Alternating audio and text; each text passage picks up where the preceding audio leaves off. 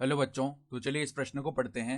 यदि a बराबर आव्यूह 0 minus x x 0, comma b बराबर आव्यूह 0 1 1 0 और एक्स स्क्वायर बराबर -1 हो, तो दिखाइए कि a प्लस बी का वर्ग बराबर a square plus b square. तो यहाँ पर देखो हमारे पास में दो आव्यूह a और b दिए हुए हैं और हमें दर्शाना है कि a प्लस बी का जो वर्ग है वो किसके बराबर आएगा, a square plus b square के। तो प्रश्न में आगे बढ़ने से पहले इस प्रश्न से संबंधित जो मुख्य अवधारणा है उसकी हम चर्चा कर लेते हैं। तो देखो मुख्य अवधारणा, यदि दो आव्यूहों यदि दो आव्यूहों P व Q का गुणा करना हो तो P की पंक्तियों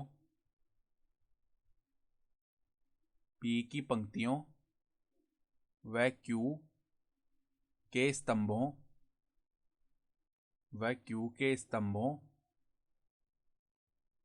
को क्रमानुसार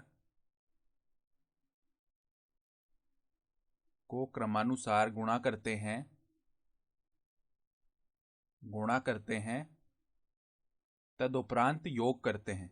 ठीक है, अर्थात पहले हम गुणा करते हैं पंक्तियों को स्तंभों से, फिर उसके बाद हम क्या करते हैं, तदुपरांत योग करते हैं।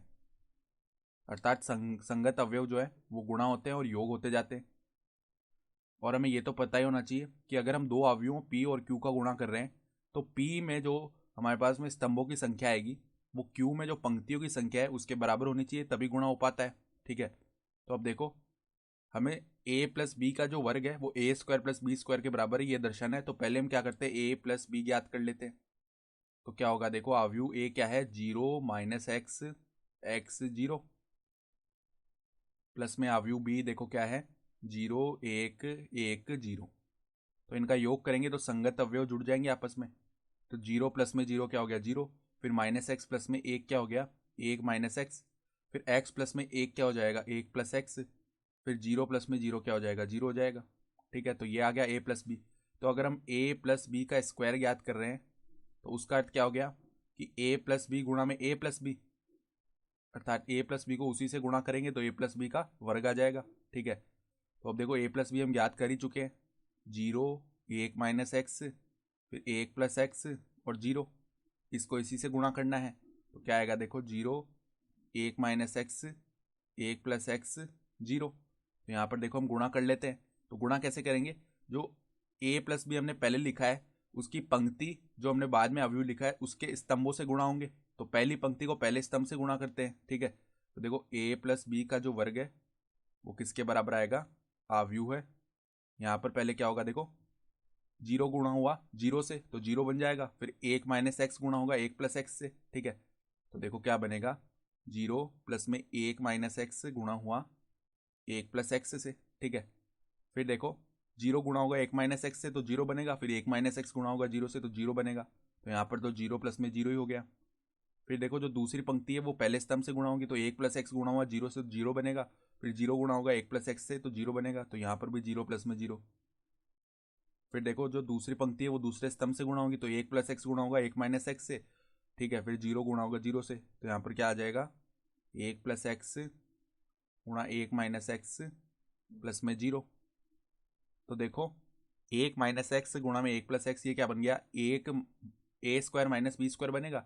तो 1 का स्क्वायर माइनस एक्स का स्क्वायर, तो 1 माइनस एक्स स्क्वायर, यहाँ पर शून्य यहाँ पर शून्य और यहाँ पर भी 1 माइनस एक्स स्क्वायर। अब देखो सवाल में हमें बताया हुआ है कि एक्स स्क्वायर का जो मान है वो -1 है। तो चूंकि देखो यहाँ पर एक्स स्क्वायर क्या है, -1 के बराबर, तो एक्स स्क्वायर की जगह -1 रख देते हैं। तो यहाँ पर देखो माइनस पहले से लगा हुआ है तो माइनस और माइनस प्लस हो जाएगा, तो 1 प्लस 1 2 बन गया। यहाँ पर शून्य यहाँ पर शून्य और यहाँ पर भी 2 आ जाएगा। ठीक है, तो ये तो किसका मान आ गया, a प्लस बी का जो वर्ग है उसका मान आ गया। अब हम क्या करते हैं, a square plus b square निकालते हैं। तो उसके लिए पहले a स्क्वायर निकालना आवश्यक है। तो a स्क्वायर का मतलब क्या हो गया, a गुणा में a। तो a का मान देखो सवाल में क्या है, 0 minus x x 0, 0 minus x x 0, और देखो 0 माइनस एक्स एक्स 0। ठीक है, ये है। तो अब देखो गुणा कर लेते हैं। तो पहले 0 गुणा होगा 0 से तो 0 आ जाएगा। फिर माइनस एक्स गुणा होगा एक्स से तो माइनस का एक्स स्क्वायर।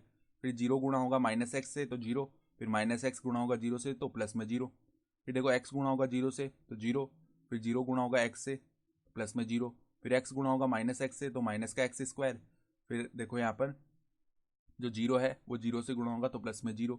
तो ये आव्यूह क्या बन गया, देखो ए स्क्वायर का मान आ गया माइनस एक्स स्क्वायर 0 0 माइनस का एक्स स्क्वायर, ठीक है। और एक्स स्क्वायर का मान है माइनस 1 तो माइनस एक्स स्क्वायर का मान हो गया 1, तो ए स्क्वायर का मान क्या आ गया 1 0 0 1, तो ए स्क्वायर आ गया देखो 1 0 0 1। अब इसी प्रकार हम बी स्क्वायर भी याद कर लेते, तो बी स्क्वायर क्या हो जाएगा बी गुणा में बी, तो बी का मान देखो सवाल में हमें क्या दिया हुआ है 0 1 1 0, तो 0 1 1 0 गुणा में क्या आएगा 0 1 1 0। तो यहाँ पर भी हम गुणा करते हैं, पहले देखो 0 गुणा हुआ 0 से 0 आ जाएगा, फिर 1 गुणा हुआ 1 से तो प्लस में 1 आ जाएगा, ठीक है। फिर 0 गुणा होगा 1 से तो 0 आ जाएगा, फिर 1 गुणा होगा 0 से तो प्लस में 0, फिर 1 गुणा होगा 0 से 0 आ जाएगा, फिर 0 गुणा होगा 1 से तो प्लस में 0 आ जाएगा, फिर 1 गुणा होगा 1 से तो 1 आ जाएगा, और 0 गुणा होगा 0 से तो प्लस में 0 आ जाएगा। अर्थात बी स्क्वायर का मान क्या आया 1 0 0 1। तो अब देखो अगर हम ए स्क्वायर प्लस में बी स्क्वायर का मान लिखें तो यहाँ पर देखो संगत अवयव जोड़ेंगे, तो 1 प्लस में 1 2 हो गया, फिर 0 प्लस में 0 0 हो जाएगा, फिर 0 प्लस में 0 यहाँ पर 0 हो गया, और 1 प्लस में 1 2 हो गया। तो देखो स्पष्ट रूप से हम देख पा रहे हैं ए स्क्वायर प्लस बी स्क्वायर का जो मान है वो क्या बन रहा है आव्यूह 2 0 0 2, और ए प्लस बी का जो स्क्वायर है वो भी यही बना था 2 0 0 2। तो देखो यहाँ पर इसको अगर हम बोलें समीकरण 1 और इसको अगर हम बोलें समीकरण 2, तो देखो समीकरण 1 व 2 से समीकरण 1 व 2 से जो a प्लस बी के वर्ग का मान है वो किसके बराबर आ रहा है ए स्क्वायर प्लस में बी स्क्वायर के, और यही हमें सवाल में दर्शाना था, तो इस प्रकार हमने दर्शा दिया। तो आशा करता हूँ कि आपको ये प्रश्न समझ में आया होगा। धन्यवाद।